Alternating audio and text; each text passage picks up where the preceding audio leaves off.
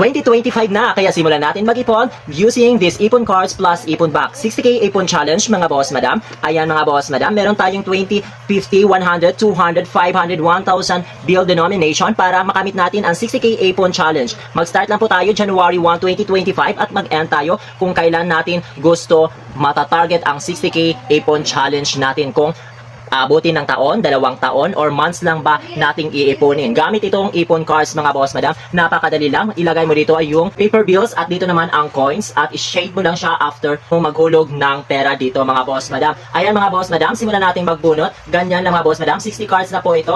Ayan, check natin. 1k pesos challenge, maghulog ng 1,000 sa iyong ipon box para makakumpleto ang iyong ipon challenge. Ganyan lang siya mga boss madam ha. Gamitin nyo itong isang guide para hindi kayo malito kung magkano ang iipon mo. Para consistent kayo sa pag-iipon. Isa pa, try natin. Tubig lang to.